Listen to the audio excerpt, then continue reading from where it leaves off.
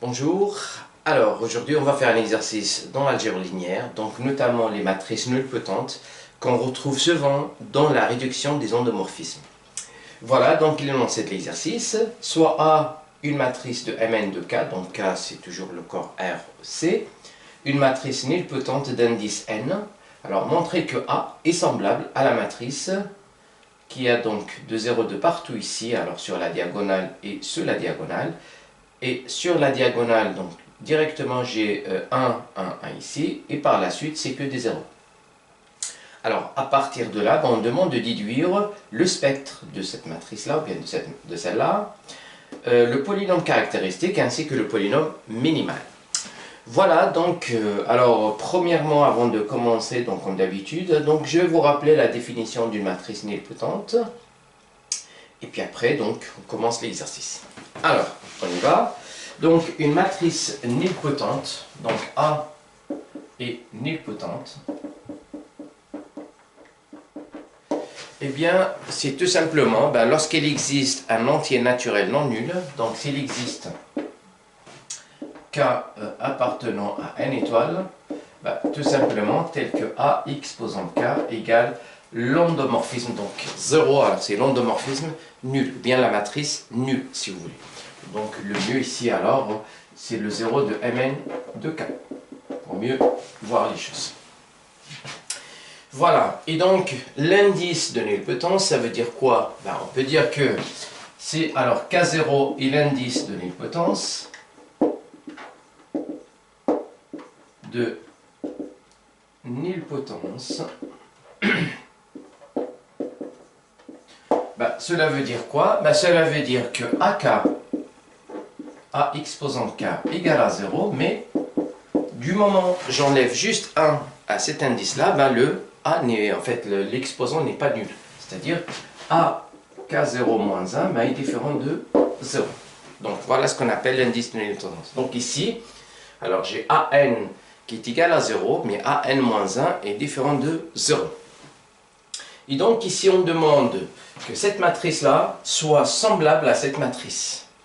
Alors, deux matrices semblables, donc bien sûr c'est lorsqu'il existe une matrice inversible telle que l'une, par exemple P, telle que par exemple A est égal à P moins 1 fois cette matrice-là fois P. Voilà, donc ça c'est matriciel. Mais par contre, il y a une autre définition, c'est que deux matrices sont semblables lorsqu'ils représentent le même endomorphisme, mais dans deux bases différentes. Et donc, c'est cette approche-là que l'on va utiliser ici. De cette façon-là, eh bien, la recherche de cette matrice-là revient à rechercher une base. Donc, on change un petit peu on cherche la même chose, mais d'une autre façon. Donc, au lieu de chercher la matrice, on va chercher la base dans laquelle la représentation de l'endomorphisme, ça va être de cette façon-là. On y va. Donc, allez, je vais effacer là le rappel ici.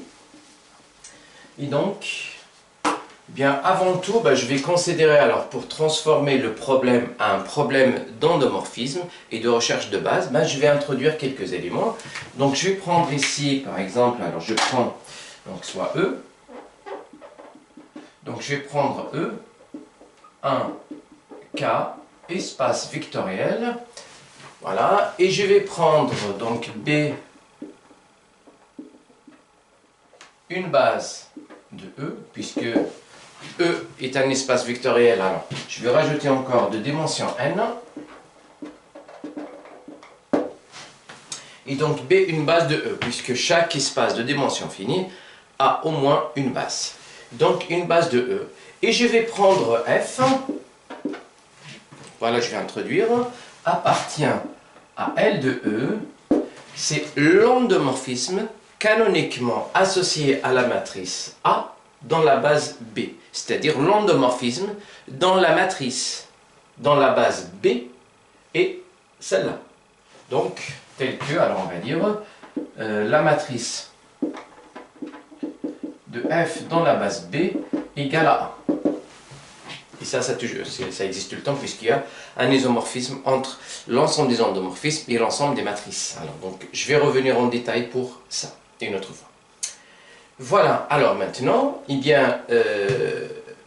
chercher une matrice de cette forme-là qui va être semblable à celle-là, revient en fait à chercher une base que je vais appeler B', dans laquelle la matrice de f dans la base en question doit être de cette façon. Voilà, et donc comme j'ai donc une matrice nilpotente d'indice n, eh bien c'est la même chose pour f. Donc puisque ax posant n égale à 0 et ax posant n-1 est différent de 0, eh bien j'ai la même chose, j'ai fn qui est égal à 0 et fn-1 qui est différent de 0. Donc, qui veut dire que cet endomorphisme-là, c'est un endomorphisme nilpotent lui aussi. Et donc là, à partir de là, qu'est-ce que ça veut dire cette écriture-là? Donc on va exploiter cette écriture. Cela veut dire qu'il existe un V qui appartient à E tel que, eh bien tel que fn-1 de V est différent de 0. Hein? Et que fn de V, ça va être 0. Hein? Donc exactement. Alors, fn-1 de V est différent de 0. C'est ce que ça veut dire ça. Et bien, si j'ai ça, ça veut dire que quel que soit k inférieur ou égal à n-1, je peux. Alors, f de V est aussi différent de 0. Hein? Parce que c'est f de V, alors fk de V égale à 0. Parce que c'est par hasard, il existe k inférieur à n-1 tel que fk de V égale à 0, je ne peux pas avoir cette condition-là. Donc c'est pour ça, quel que soit k appartenant à n bien sûr, inférieur à n-1, eh bien j'ai forcément fkv est différent de 0. Voilà. Et là, pratiquement tout est fait puisque ce qu'on a ici, eh bien je prends la famille V, donc ce V là, alors V alors là est différent de 0 parce que sinon je ne peux pas voir ça. Il est différent de 0.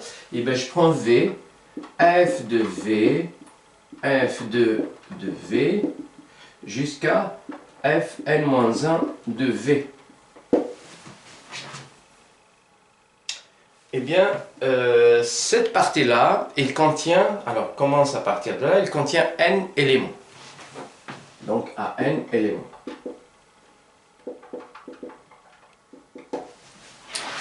Eh bien, on va démontrer que cette partie-là, ça va être une base, et ça va être la base que l'on cherche. Pour représenter donc f dans cette base-là, ça va être de cette forme-là. Alors, pas forcément comme ça, mais on va voir, on va changer un petit peu l'ordre des éléments. Alors, premièrement, on va démontrer que cette partie-là est une base. Alors, le mieux, c'est d'écrire, je pense, dès le départ, la bonne écriture. Comme ça, on va la nommer directement. Alors, ici, donc, je vais commencer par fn-1 de V, fn-2 de V, etc. f de V et V. Et on va voir, donc je vais appeler celle-là B' pour le moment, donc je vais l'appeler B'. Et on va d'abord démontrer que B' est une base, et par la suite, on va voir comment s'écrit la matrice de f dans cette base-là. Et bien, donc, pour démontrer que c'est une base, comme il contient n éléments, eh bien, il suffit juste de démontrer soit elle est génératrice, soit elle est libre. Hein? Donc après, le fait qu'elle est libre et que, voilà, de taille maximale qui est n, eh bien, ça va être une base. Et bien, c'est ça ce qu'on va démontrer ici. Donc, montrant que B' est libre. Montrant que B' est libre. Et bien, pour cela, donc, je vais considérer une suite, en fait, si vous voulez, donc, une suite de scalaires. Donc, alors, soit lambda 0, lambda 1, jusqu'à lambda n-1 des éléments de K. Et je vais donc prendre une combinaison linéaire ici, alors, qui est nulle. Hein, donc, la procédure pour démontrer qu'une partie est libre. Eh bien, telle que... Donc je vais prendre alors lambda n-1, f n-1 de V plus lambda n-2, f n-2 de V plus etc. Lambda 1 f de v plus lambda 0 v. Et je prends cette combinaison est nulle. Et donc pour démontrer que cette partie-là est libre, eh bien, il suffit de démontrer que chaque coefficient ici est nul. Allez, donc on y va. Bah, pour cela, je vais appliquer à cet élément-là qui est un élément de E, eh bien je vais l'appliquer Fn-1. Pourquoi Fn-1? De cette façon-là. Alors on va voir par exemple pour ce terme-là. Donc je vais dépasser le n, ça va faire 0. Celui-là c'est pareil. Eh bien là, je vais avoir Fn-1 appliqué à f, donc je vais avoir Fn. Donc ça va être nul puisque f est nilpotent. Et puis là, il va me rester lambda 0 Fn-1 de v, qui est différent de 0. Donc à partir de là, je vais déduire que lambda 0 est égal à 0. Voilà donc la procédure. Alors Fn-1, donc c'est un endomorphisme, donc c'est une application linéaire. Eh bien, je l'applique à tout ça. Donc quand je l'applique à tout ça, donc ça va faire Fn-1 de 0. Et comme c'est une application linéaire, ça va faire 0. Et donc, voilà, c'est une application linéaire, ça veut dire que je peux appliquer à tout ça. Donc, je vais avoir ici, alors, je vais avoir lambda n-1 f 2n-2 de v, plus, etc. jusque, alors, ce terme-là, donc je vais avoir lambda 1 f de fn-1 de f, donc fn de v, plus lambda 0 fn-1 de v. Et ça fait 0. Et donc, à partir, alors fn, donc ça va faire 0, ça va faire 0, donc tout ça va faire 0. Et donc, qu'est-ce que je récupère ici? Ben, je vais récupérer lambda 0 fn-1 de v qui est égal à 0. Et là, à partir de là, le fait que fn-1 de v est différent de 0, hein, ça c'est l'hypothèse. Donc ça c'est différent de 0, eh bien ça entraîne que lambda 0 égale à 0. Voilà, lambda 0 égale à 0 cette fois-ci. Eh bien, alors, je vais effacer tout ça maintenant. Eh bien, je viens de démontrer que lambda 0 égale à 0. Allez, donc j'ai lambda 0 égale à 0. Donc si lambda 0 égale à 0, ça veut dire que j'aurai plus ce terme-là. Eh bien, je vais réitérer l'opération. Ben, cette fois-ci, je ne vais pas appliquer Fn-1, mais plutôt Fn-2. Alors, regardez pourquoi. Donc, j'applique Fn-2 à tout ça. Et ça va faire Fn-2 à 0, qui va faire 0. Eh bien, pourquoi Fn-2? De cette façon-là, le dernier terme ici, je vais avoir Fn-1 qui est différent de 0. Et je vais jouer toujours sur cette condition-là. Donc je vais avoir ici Fn-1, et bien tout le reste, je vais dépasser le n. Et donc quand je dépasse le n, eh ben, je vais obtenir des zéros. Et ça va être comme ça le principe. Et donc j'applique tout ça. Alors à celui-là, ben, je vais avoir, alors maintenant directement, puisqu'on comprend, alors je vais avoir Fn-1, lambda n-1, Fn 2n-1 de v, etc. Ben, jusqu'à celui d'avant, c'est lambda 2 Fn de v plus, et bien là, lambda 1 Fn-1 de v. Et ça fait 0. Et donc, comme tout à l'heure, ben, tout ça, ça va faire 0. Et donc, ça permet de dire que lambda 1 Fn-1 de v égale à 0. Et comme tout à l'heure, celui-là est différent de 0, et ben forcément, ça entraîne que lambda 1 égale à 0. À l'étape suivante, je ne vais pas appliquer Fn-2, mais Fn-3. Et ainsi de suite. Donc, je vais obtenir par la suite lambda 2 égale à 0. Et ainsi de suite pour avoir donc lambda 2 égale à lambda 3 jusqu'à lambda n-1 qui fait 0. Et donc, de cette façon-là, ben, soit par récurrence si vous voulez, ou sinon, on va réitérer donc l'opération jusqu'à ce qu'on obtienne tous ces coefficients qui sont nuls. Et donc, ça permet de dire alors que B' est libre. Donc B' est libre, et on sait que E, alors on avait dit que E était un espace vectoriel de dimension n, ben une partie libre qui a n éléments, eh bien c'est une base. Alors ici, donc est libre, donc c'est une base. Voilà, et bien puisque c'est une base, alors on va voir comment on peut écrire la matrice de F dans cette base-là. Allez, on y va. Donc je vais effacer par là pour voir comment je peux écrire la matrice. Eh bien, allez. Donc la matrice. Alors la matrice de F dans la base B' égale. Donc par définition, eh bien, je vais avoir ici, alors, donc ça commençait par Fn-1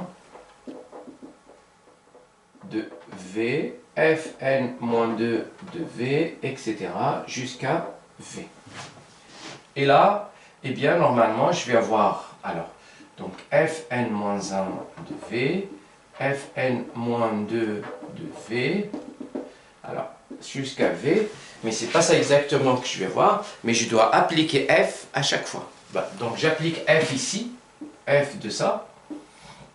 Quand j'applique F à Fn-1 de V, ben j'obtiens Fn de V. Mais par définition, puisque F est nulpotent d'indice F, d'indice N, pardon, donc ça fait 0. Donc, du coup ici, ça fait 0, ça veut dire j'aurai des zéros un peu de partout là. Alors, j'applique F ici. Quand j'applique F ici, puisque là c'est Fn-2, j'applique F, ben je vais avoir Fn-1 de V. Ben, ça veut dire, j'obtiens le premier élément ici, ça veut dire je vais avoir 1 ici, et tout le reste c'est des zéros.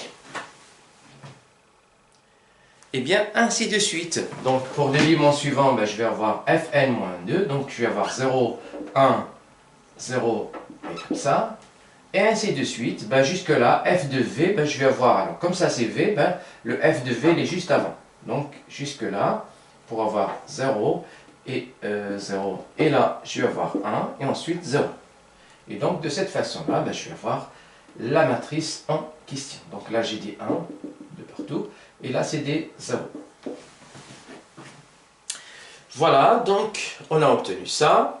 On a obtenu donc la matrice dans laquelle, pardon, la base dans laquelle l'endomorphisme F s'est créé de cette façon-là.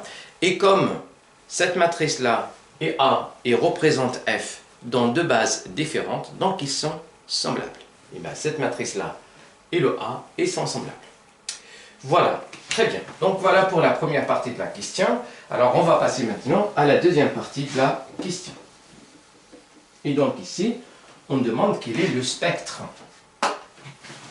On déduire le spectre. Alors le spectre, ça veut dire c'est l'ensemble des valeurs propres de A. Eh bien, le spectre d'une matrice, eh bien, vous avez donc deux matrices qui sont semblables. C'est une propriété ici, alors que je ne vais pas démontrer ici, mais je vais l'utiliser. Deux matrices semblables, ils ont le même spectre. D'accord? Et donc le spectre de cette matrice-là est le même que le spectre de cette matrice-là, puisqu'ils sont semblables.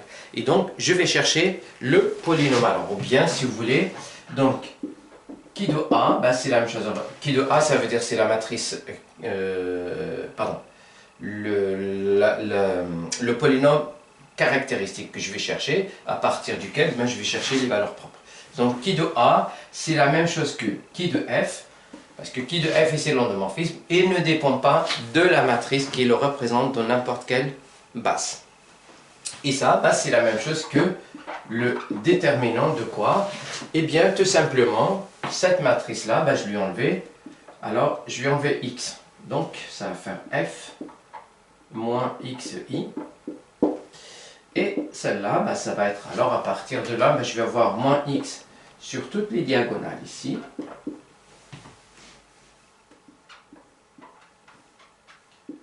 Bah, je vais voir des moins 1 ici, pardon, des 1 de partout. et le reste c'est des zéros. Voilà, ben c'est juste là, donc ça va faire moins x sur la diagonale.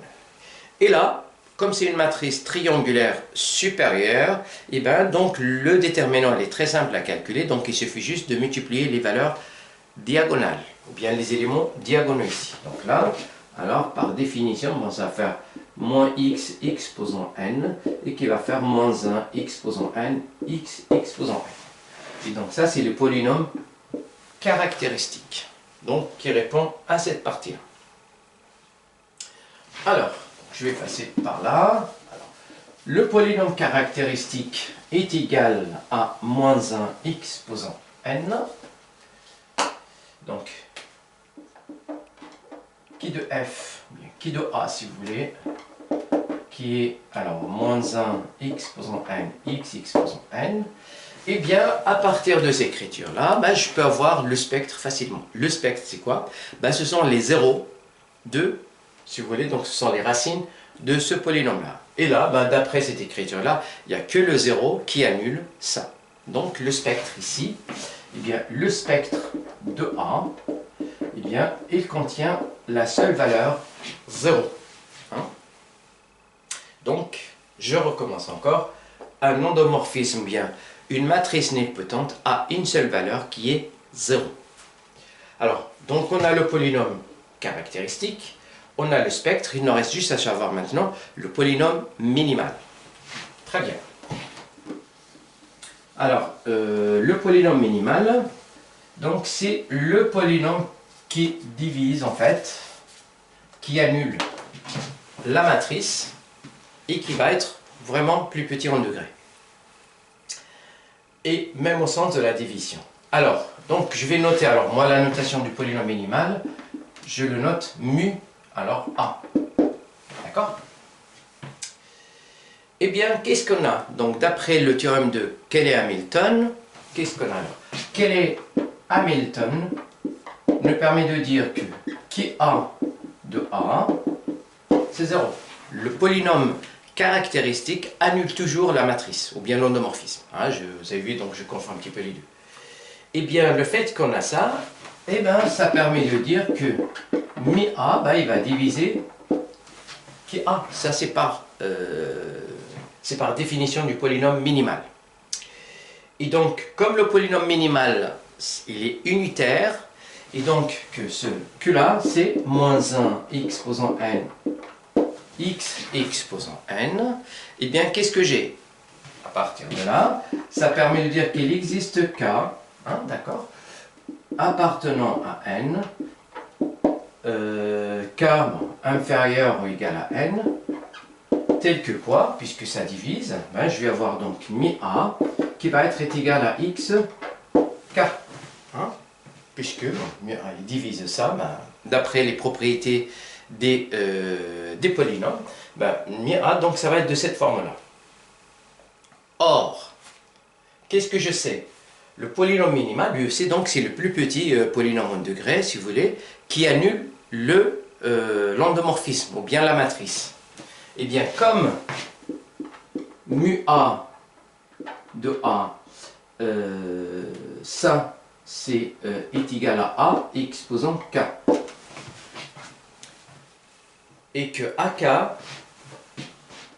est différent de 0, quel que soit k inférieur ou égal à n-1.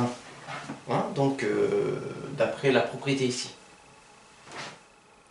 Et quel est le plus petit entier pour lequel la puissance s'annule? C'est n. Oui, donc d'indice n. Donc c'est n. Eh bien, qu'est-ce que j'ai ici? Ben, forcément, donc j'ai mu de a. Et ben, ça permet de dire, alors pardon, que forcément k égale à n et que mu de a, alors mu de a, tout simplement est égal à x exposant n. Et donc voilà, vous avez le polynôme caractéristique qui fait ça, vous avez le spectre, il est réduit à la seule valeur propre 0, et vous avez le polynôme minimal qui est x exposant n. Voilà quelques propriétés de l'endomorphisme nilpotent que l'on peut trouver de partout et que des questions comme ça, on peut les retrouver de partout dans des examens, dans des évaluations comme ça. Voilà, donc j'arrive à la fin de cette vidéo. Si vous avez des questions, n'hésitez pas à m'en faire part. Sinon, je vous souhaite une très bonne journée. Merci et à très bientôt.